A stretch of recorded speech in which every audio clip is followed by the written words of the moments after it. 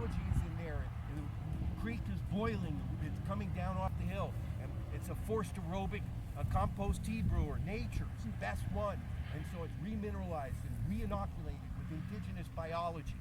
And the flatlands, all of this land down here in the floodplain, all these heavy black soils, this Petaluma Valley, when white man first came here, was a forest of poplar trees. It was all forest. First thing, chop all the trees down, open the land. I can show you pictures of Sonoma Valley that are standing on top of the mountain looking across the valley. Not a tree to be seen except one occasional big oak here or there with an adobe house next to it. We're absolutely ridiculous. Chop down all the trees. You know, first up, you'd buy the land from Jen Vallejo, hill land, $2 to $5 an acre, and you go chop down all the trees, open up the west, chop down all the trees, sell the cordwood, put it on your wagon, haul it down here to the river, sell it to a broker who cures it and hauls it down to San Francisco, sells it to the steamship industry. And that's cordwood. And then you're supposed to have opened up the land, and then your cows are supposed to eat grass. Well, you killed the land and you killed the grass. You overgrazed it, confinement grazing, the worst damn thing that you can possibly do. Uncontrolled confinement grazing. Ruin it. That ground up there, it grows nothing but star thistle. There's some place, most of that hill, I don't even know why they bother to put a cow on it. Grass only ever gets about this big. It's absolutely ridiculous. But that's what we do.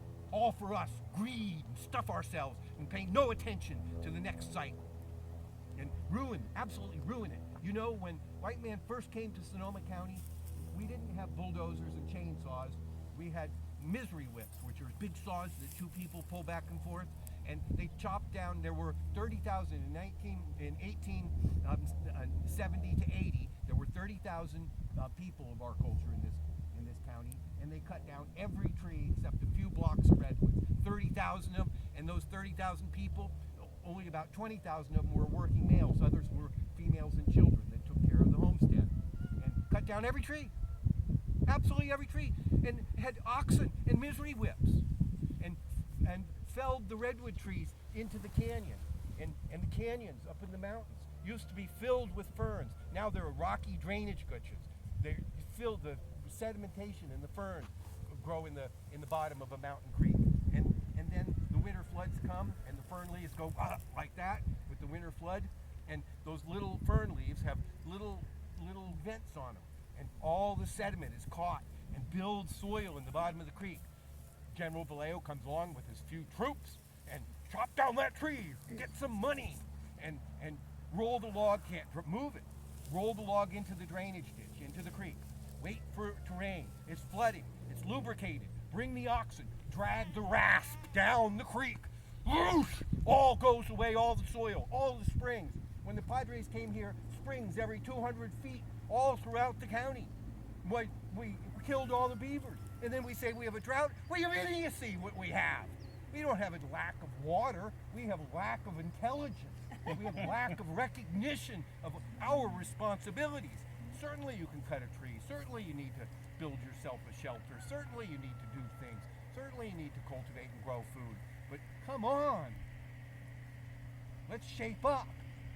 We go out there, we have global warming or climate change. And what do? We're supposed to cure it by developing algorithms to stuff pockets with money. No, idiotic. If you wanted to cure, if you had man-made influence, we certainly could have man-made influence. The Sahara, the Gobi, the Sonoran Desert, all used to be rainforests. How did they get to be deserts? Us in previous lives. So take some responsibility and certainly gather a little bit of money, but don't let the money changers stuff it. Put that energy into resuscitating those deserts. Why are they a desert? Because they don't have any carbon. Then the soil biology dies. And what happens then? Then there's no plants, and then nothing to hold the soil. Then the wind comes and blows out all the good soft mineral elements, leaving what? The hardest and most common silicaceous compounds. What kind of a life is this about? Why are we here? There's only one reason: make life better. And I'm glad you're trying to grow a good local garden, and that's one of our most important things that we can do.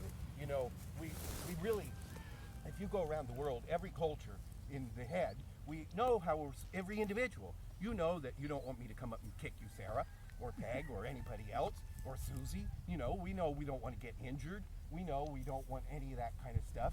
We have the societal rules as groups, what they might call it religion, it might call it some element of culture, whatever it is. We have big mind and we have individual minds that we know what to do, but we don't do it. Why? Because we have internalized hungers. And those internalized hungers mean that we don't think with our brain, we think with all of our needy needs. And so we're idiots.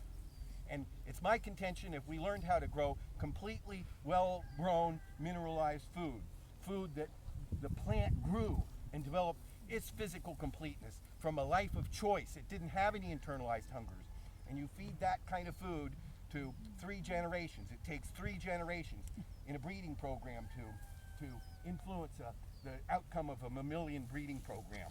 It takes 3 generations, whether it's a plant or anything. So if we fed our children's children healthy, physically complete food, maybe we would shed some of our internalized hungers and embrace the connectivity that we stand on, the nature of nature, and start acting like real human beings, the potential that we have. We can be so beneficial, so brilliant, but we operate so idiotically. We've got to shoot off to Mars, they say. Yeah, right. Well, we don't take care of this one first, for God's sake. You know, crack here while you blow off to there. What a bunch of shit. I hope it's all right using strong, nasty language in junior college class.